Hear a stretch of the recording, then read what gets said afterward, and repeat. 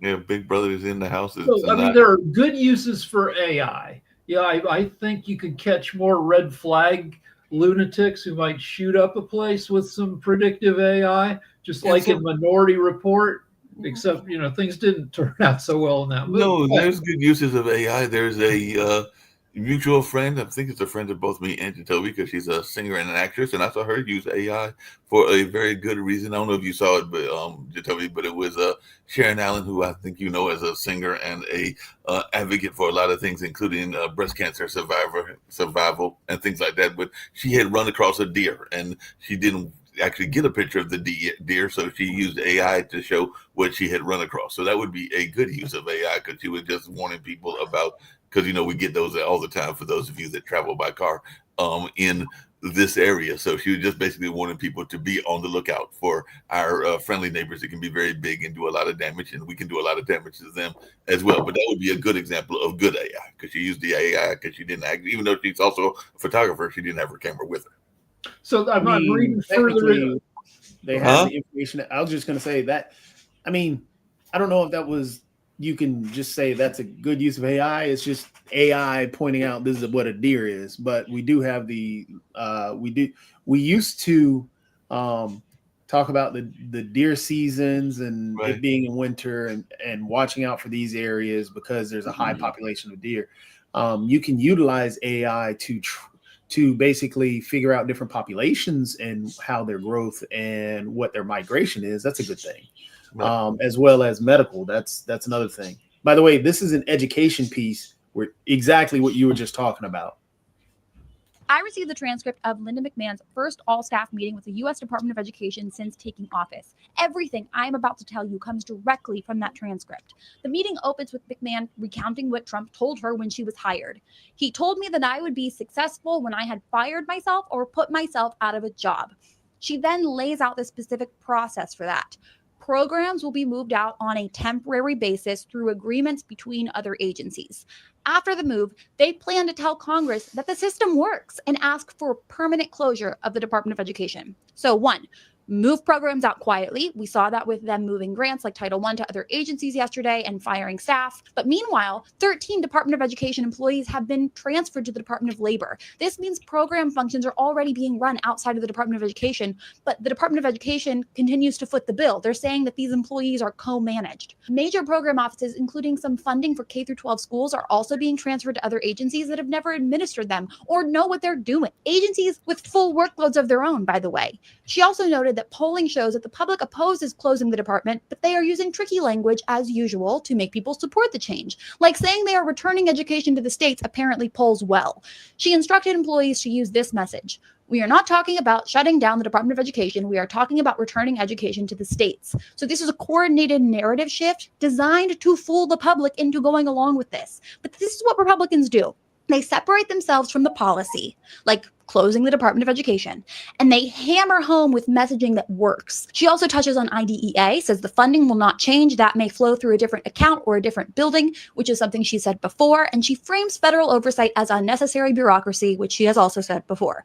She also cites NAEP scores, saying that only 30 to 35% of students could read proficiently or do math proficiently. But the Department of Education doesn't set curriculum. You know that. It just helps kids access curriculum by filling in funding gaps and providing support and training. And without the department and its functions, we can expect to see worse scores, especially from our most vulnerable students. And these numbers probably reflect pandemic-related learning loss and delays, whatever. Alarmingly to me, not only is she destroying the department, she's incompetent. She outlines that the federal education system is being fundamentally restructured piecemeal style without a complete framework for what it's going to look like when she's done with it. I received the So essentially, again, the Department of Education was formed in 1979 under President Carter. Before that, it was part of the Department of Health, Education, and Welfare.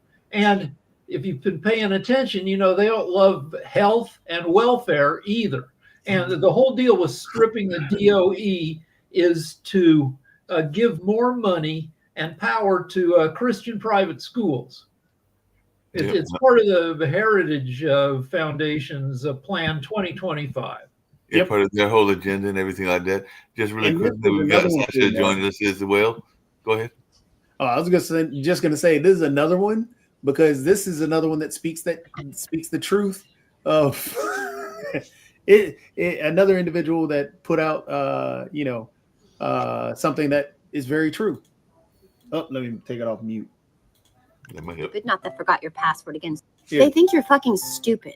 Not regular stupid, not that forgot your password again stupid. They think you're fisting a beehive stupid, wandering into traffic stupid, should not be allowed to microwave soup without supervision stupid. That's the whole blueprint. That's the whole grand design. The Republicans' coffee-stained, dog-eared little star chart titled, Assume the Voters Are Fucking Idiots. And Donald Trump, his commitment to that delusion is biblical because he really, really thinks you're stupid. He needs you to be smooth-brained, adult-sized applesauce wandering the grocery aisle like you're trying to solve a maze printed on bong water, weapons-grade stupid. He talks to America like he's babysitting adults who lick outlets for sport and then proudly show him the scorch marks. He stands there in that tragic orange glow, a punished beach ball someone forgot to deflate after a Mar-a-Lago orgy, explaining the economy to a nation he assumes has the mental texture of damp casino carpet, still warm from whatever the hell happened on it, because he thinks you're fucking stupid. Look at him. The black funeral parlor hand caked in pancake makeup, the cankles fighting for their lives, the suit that isn't a suit but a tarp straining to hide a whole Radio Shack's worth of braces, pumps, bandages, batteries, backup generators, and whatever medieval contraption keeps him upright. And he calls that perfect health because he thinks you're fucking stupid. Then today, he bragged about saving you from the tariffs he put in place to bring down grocery prices he swears never went up. A man arguing with his own lies in real time because he thinks you're fucking stupid. He thinks you won't notice your grocery bill beating the shit out of your paycheck. He thinks you won't notice your rent turning into a hostage negotiation. He thinks shouting hottest economy in the world like a televangelist mid-stroke will make you forget we're living in the economic end scene of Thelma and Louise because he thinks you're fucking stupid.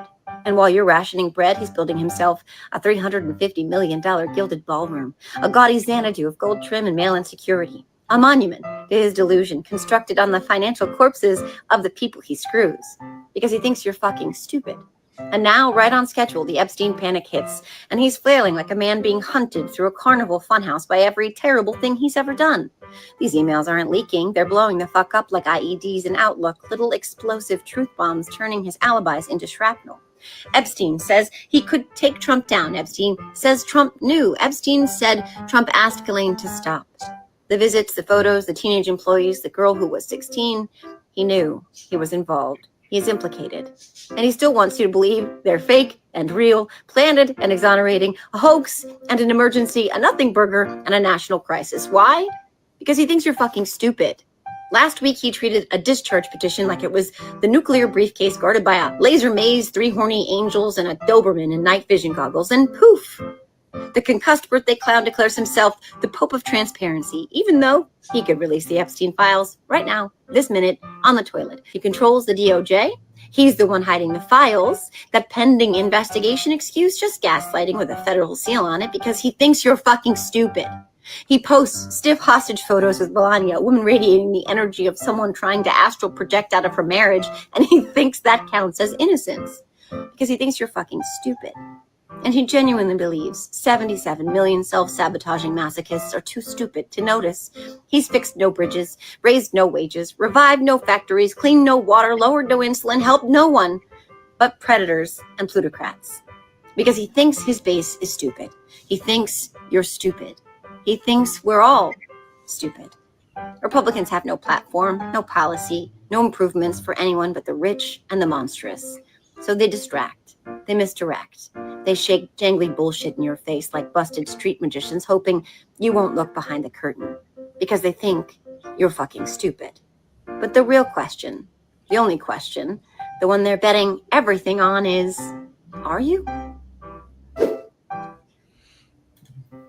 Which is true. Everything that she pointed out is true. Yeah, that makes a lot of sense and a lot of claims there and everything. I saw your hand, Nick, but I did have a question because I saw that Nick was in the background and everything. So yeah, the only thing stupid was the video. I had a question for you based on what that video, but also what today is the 50th anniversary of Franco, and Franco was a dictator that used to be in Spain. I know you now live in Spain. So what is your reaction to how are people handling the anniversary of Franco in Spain? I hear that they're trying to figure out.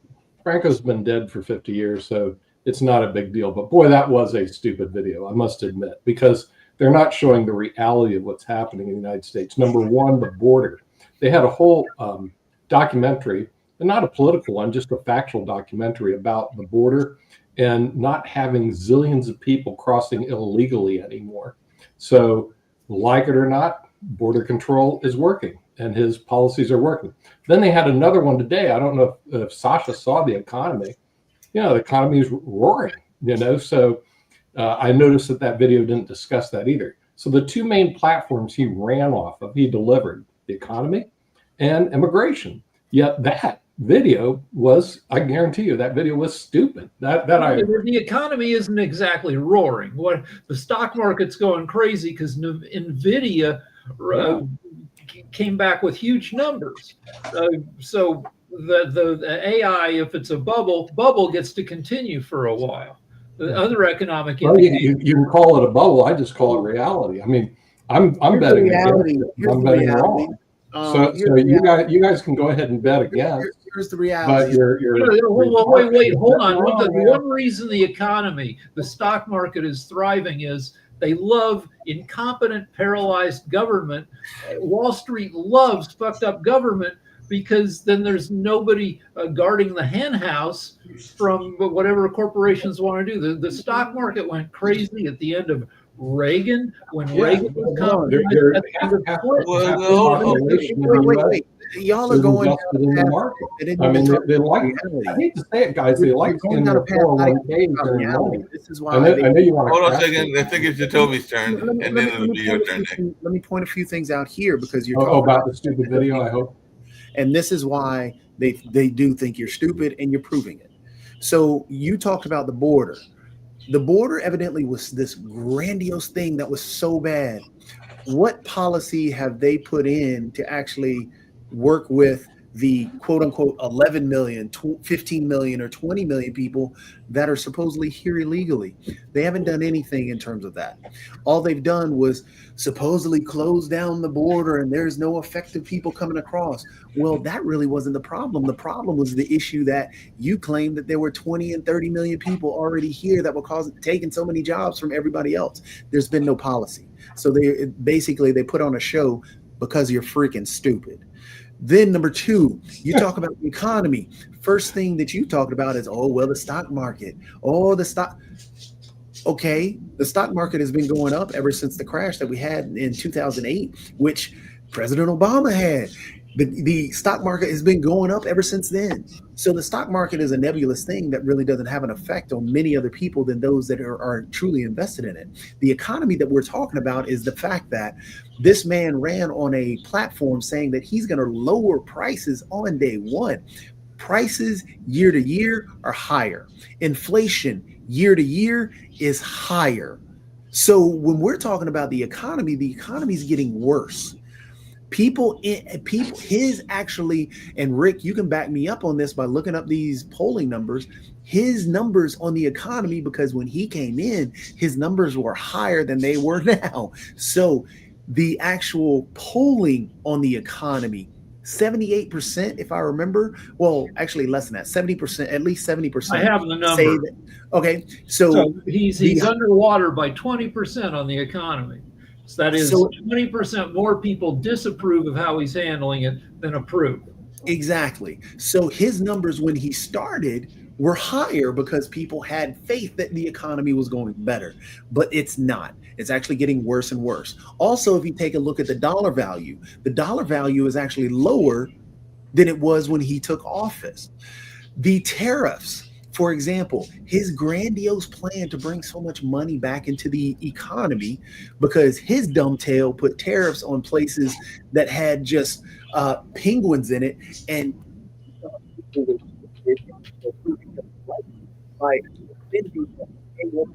are going to pay us more tariffs now because we're dealing with countries with just penguins in it. But either way, his supposedly grandiose deal was he was going to use tariffs to bring back manufacturing and have manufacturing back into the country. He's lost jobs in the manufacturing area ever since he's been in office. So therefore, tariffs haven't worked to do that. Then it's supposedly a negotiation tool. Well, if it's a negotiation tool, why you're taking them off? And then on top of that, what she pointed out, oh, prices went up because of tariffs. And Trump said, oh, no, they didn't. Well, now he's pulling the tariffs off because he wants the prices to go down. Well, you can't have it both ways. Tariffs couldn't have not affected the prices when you put them on, but supposedly affect the prices when you pull them off. Why does he do that? Because exactly what she said. And thank you, Nick, for giving us an example of why you're trying to show that you're stupid. Speaking of that and everything like that, I did see that there is information that the Democrats might be interested in. Can we reply to that? I'm going to let you respond to that. Series of information to everybody, because obviously Jacoby doesn't follow the market. Although 62%. We're not talking about the market. Actually, Nick, what you're doing is you're actually bringing up something that I didn't even talk about. I never interrupted you. You're bringing up something that I didn't talk about. What you're doing is I never interrupted you. That doesn't even defend. Okay, the only reason you're interrupting me is you're going to lose all your. Let's do this the easy way. Let's do this the easy way. So you just want to continue interrupting. Okay, do like the liberals do. Just go talk to yourself. Nick, hey Nick, I'm talking to you right now. Let's do this the easy way. Prove me wrong. Our prices across the board on groceries, are they higher year to year? Now, I mean, are they higher now than they were in November of 2024? Are they higher today than they were in November 2024? Simple question. Yeah, he disappeared and everything. I think. Right. So the dollar versus the euro, Europe's currency is down 10.7% in 2025. The dollar value, how is that going? So, I mean, if you want to buy euros, if you're going to Spain to visit Nick, your dollar will get you 10.7% less euros now than at the end of last year. Sasha, I think you got a point. Yes, I do. This is the greatest misconception, that the Trump's tariffs are bringing jobs back to America, that countries against whom the tariffs were employed, they are paying us a lot of money, and therefore America will benefit from it. No, that's not the case at all. Countries are not paying anything, not even 1 penny. All the tariffs are borne by U.S. citizens, by U.S. corporations.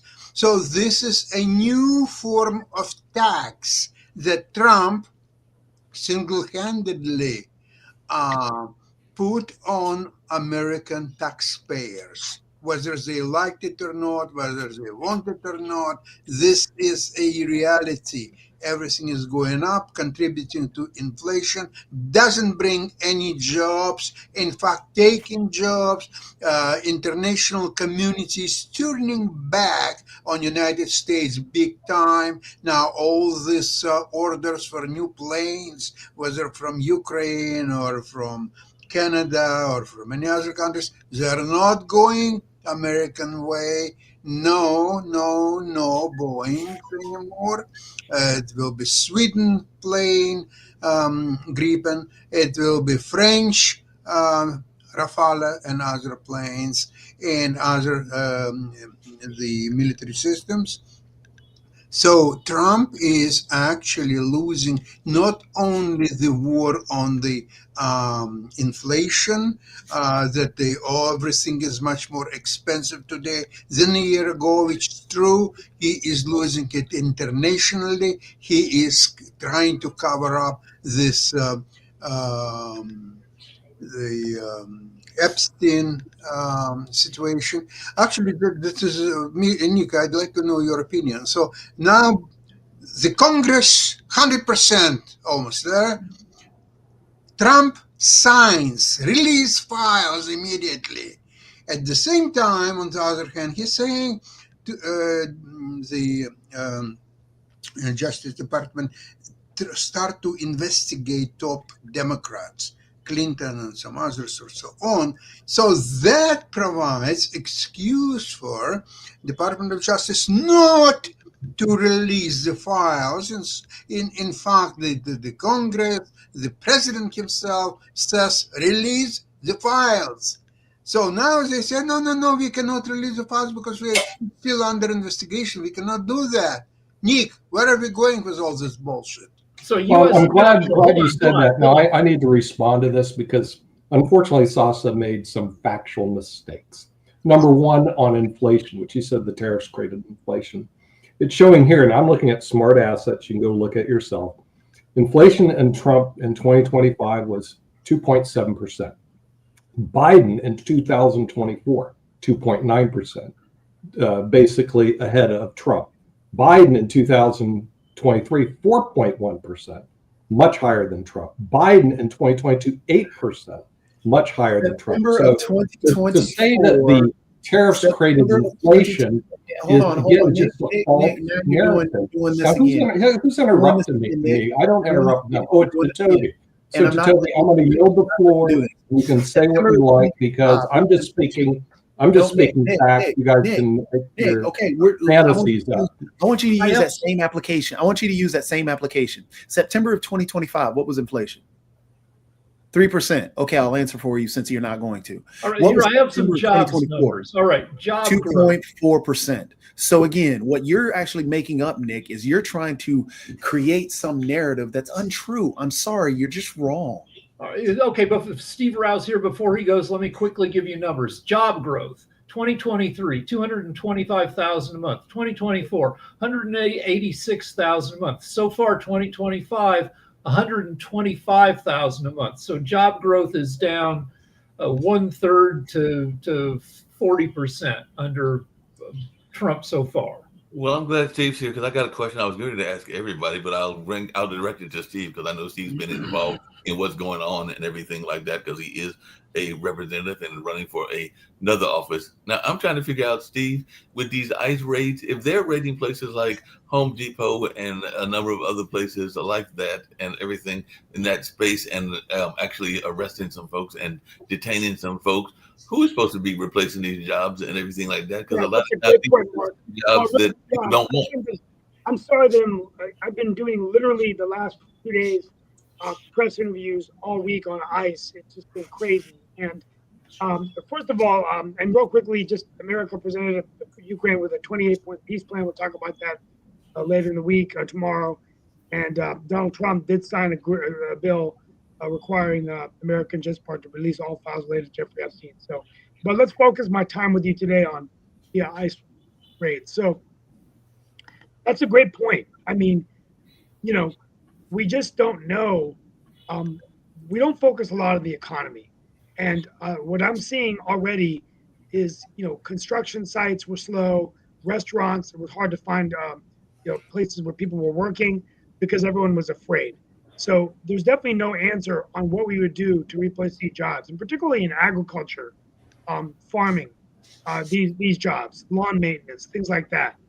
The first thing I would say too is that there's a confusion between asylum and immigration. We don't see a lot of focus on why people are leaving. For example, Venezuela. You have a dictator that is a ruthless dictator that is persecuting and torturing people. We have a Secretary of State, Marco Rubio, who's a son of immigrants from Cuba. And, you know, this is only 90 miles from the coast of Florida, United States of America. And people are leaving, but you cannot come in with asylum unless you're granted asylum by the country. Madeleine Albright, our former Secretary of State, her family was granted asylum. She went on to become the Secretary of State, so under Clinton administration. So the bottom line is, we need a foreign policy that's making the conditions in these countries better, so many of your people are not coming. The third point is that uncertainty and fear. So many Indians are here legally, but my phone's been going off the hook about, well, what if I get pulled over? Even for me, what if I get pulled over? Even though I'm a council member running for Wake County Commission, what if I get pulled over? I don't carry my passport in my car. What paperwork do I need if my paperwork has been expired? So my thing is, I don't believe bringing a federal agency is going to create any solution to our immigration problem. We already have sheriffs and police officers that keep us safe. This is just a media stunt as far as I'm concerned by Trump, but it shouldn't be a surprise because he told us he was going to do it. Yeah, and he seems like he's going to various places because he started in urban areas like Charlotte and then Raleigh and Durham. I did see that our mayor of Durham was on Morning Joe yesterday, and part of what he was doing was talking to one of the mayors from Ohio. I think it might have been Cleveland, if I remember correctly, and everything like that about what's going on in this space. But some people were even critical of him, wondering why he wasn't here in Durham dealing with what was going on. But that was their critique while he was on a national news show and everything like that. But I did see that I think today they were in the more rural town of the north and everything like that. So it does seem like they are spreading throughout the state. The Chicago Tribune, the newspaper, studied the list of people taken by ICE in the raids on Chicago, and 97% of them had no criminal record whatsoever. No rapists, no murderers, and 29 out of 30 of them on average just had nothing. No DUIs, no freaking anything. So we are, at some point, we have to be honest. I mean, we just legitimately just have to be honest and really begin to fight back about what's taking place. We don't want to admit it because it's a bad thing. We don't want to admit it because it harms us. We don't want to be seen as, and we get attacked for pointing it out. But we have to admit it at some point. We have, quote unquote, Stephen Miller. We know his background. We know the background of many of the individuals they have hired in these positions. If you look at what the statistic that Rick has just pointed out, if you look at it, you could probably find the statistics on the demographics of the individuals that they're pulling. You can tell that there's a high percentage of Black and brown individuals that are being caught up, accosted, arrested, detained for no reason. This is what we're dealing with, and we just have to be honest about it. The man literally said that he's cutting down the asylum, those that can seek asylum from, what was it, 70,000 to 17,000 or whatever, but he wants the majority to be white individuals. He cut it down from a couple 100,000 to, I think, 7,500, with most of them being white farmers from South Africa. So, I mean, at what point do we finally just say, this what we are witnessing? I mean, this is, historically speaking, we were at a point like this way in our past when we were going through the problems with Bull Connor. What are we now? And the poll taxes. Yes. So at what point can we just admit this is what we're fighting against? This was what, I mean, it's a scary time. Steve is receiving phone calls from people of Indian descent. I'm sitting here. Me and others like yourself, Mark, and so on and so forth. There's a worry across the communities of color, and it's a rightful worry because we see what's going on, and it's what's happening, and we just have to finally we have to be honest about it. Yeah. Sasha, you had a point, and then Rick. Yeah, Steve, I have one question for you. I asked that question Nick, but Nick was very evasive and he started to talk all kind of nonsense about economics or so on. The question is very simple. So there was a decision of Congress, almost unanimous, to release Epstein files. Trump has signed that as well. So now Department of Justice must release these files almost instantly. But no, Trump asks them to investigate certain Democratic figures like Bill Clinton and others. So now Department of Justice will take a view that while some of these people are under investigation, the files cannot be disclosed. So on one way, you have this point of view. Another one, Congress and President asked to release. What's your opinion, Steve, how it's going to be played out? Sasha, I have not been keeping up with this issue because of all the focus on ICE. I have no idea. I think it's weird how this whole thing is played out, and I just hope that Trump will comply with whatever files need to be released and examined. And I think the question is, what is he hiding? And I'll be more prepared to answer this tomorrow. But what are your thoughts on this issue? My thoughts are that this is exactly a planned sabotage of releasing the files, saying that while certain people are under investigation, there is an excuse not to release these files or most of those files. I don't know which way it will go. And therefore, the will of people, the victims, the Congress, the president himself, all that could be derailed and ignored by simple, I would say, just a con job by president saying, the Department of Justice, investigate Clinton and others. Their names must be in the files. Go ahead and do it. So they can investigate for another 3 years or so until next federal president's election. I want to go back to ICE for a second with some Before numbers you go- here. So I've got to leave in a minute, guys. Sasha, thank you for that insight. I got to leave in 2 minutes, but go ahead. Real quick, I'll be back tomorrow or Monday. But right. Sasha, thank you for that insight. And I think this is just a very different, very scary time to be living in America. And my question is, if someone from Norway or Greenland was here and they happen to come in here illegally, would they be cuffed and taken in for crimes that they didn't commit? So there's a lot of weird issues going on here, and I think we just have to get through it. I'm an optimist. I think we'll get through it. Elections have consequences. The American people elected Donald Trump. He said he was going to do this, and he's doing what he said. But Steve, you already know the answer to that question, though, because look at the president's wives, two of the president's wives, and are they being deported even though they came from Eastern European countries? And there is even some question about their own legality and everything like that. So, like I said, I think you already know the answer to that question. I know. I rest my case. Great point. I'll be back tomorrow. I got to get ready for a work call. Thank you. Thank you all All right. so much. So ICE wanted, in addition to being vicious and racist, ICE is incompetent. So hold on. Trump wanted ICE to deport 1 million people in the first year. So they're on track to deport 35% of that. They've grabbed, by the end of the year, they will have grabbed 350,000 people. Of those, 65 to 71% have no criminal record. 93% of them have no violent convictions.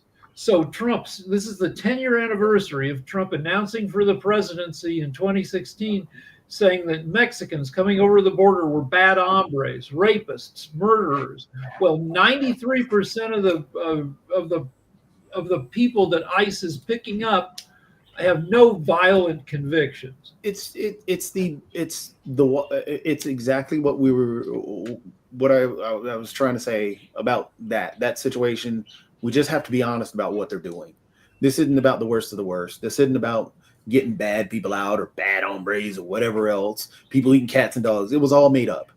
It was to scare people. But I wanted to touch on one thing that Sasha was talking about with Epstein, because one thing struck me, and with the whole Epstein thing, when some of the emails came out, and it got me thinking. So I'm gonna pose the question to everybody else, because in one of the emails it talked about that it was somebody, I can't remember who, reached out to Epstein and was talking about using his person because he didn't know if he could use Trump's person, which was trying to recruit the underage girls.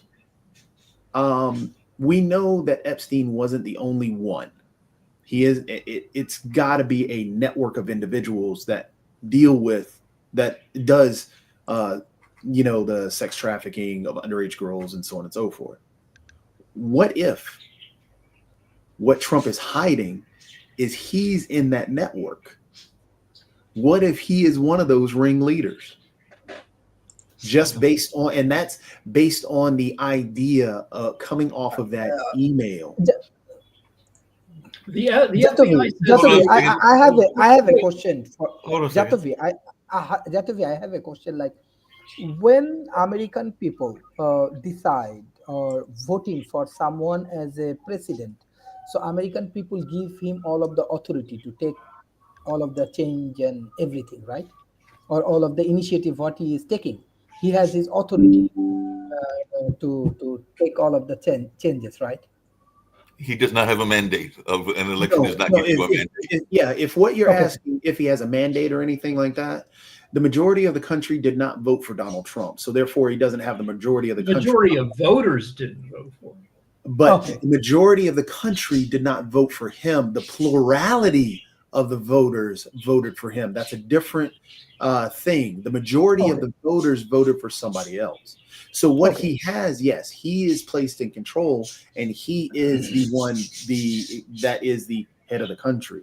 So he does have the authority to do particular things. But that doesn't mean that the country itself must just bend its knee and go along or not be able or not have the opportunity to speak out about what he is doing. Yeah. So Yeah, Trump got 49%. But my second question, like what I see in Saudi Arabia, Prince Salman visiting USA, and he's committing to invest trillions of dollars. Is it creating impact in US economy, or it's just a political propaganda? What's your thought?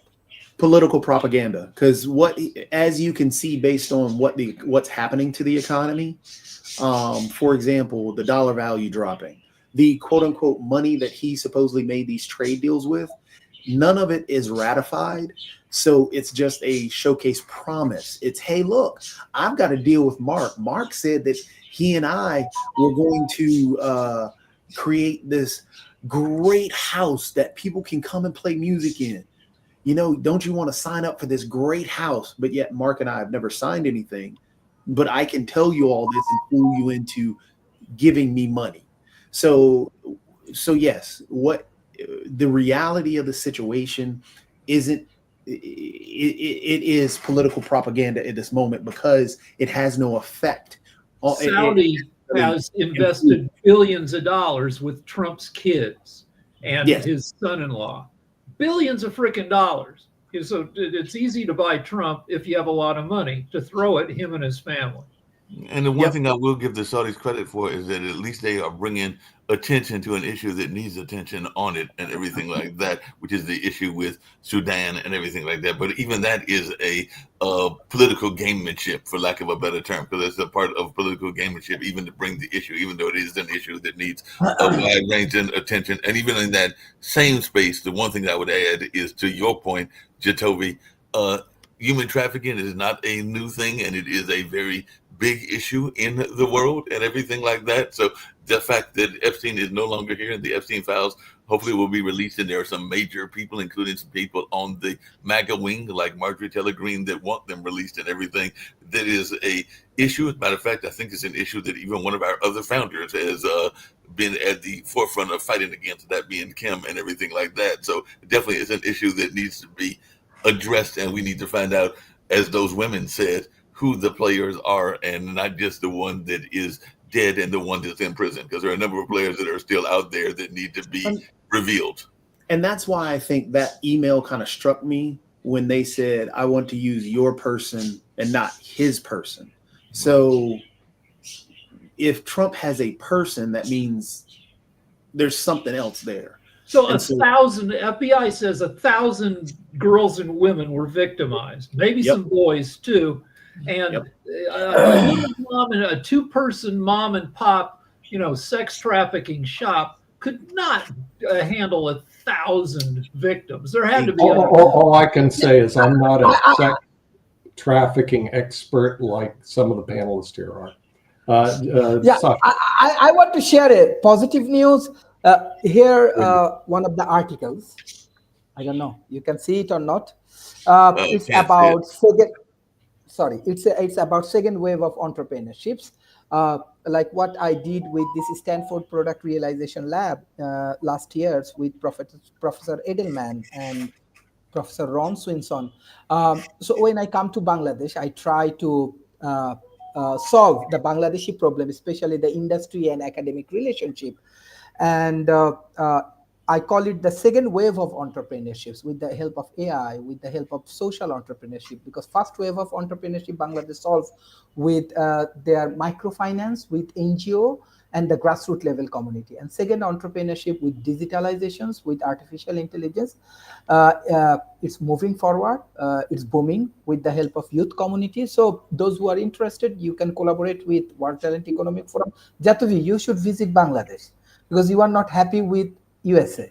Let's. So you should visit Bangladesh. Okay, thank you. That is my thought. No problem. One quick thing before we go. One quick thing before we go. I know I'm gonna get both of you, but Sasha first.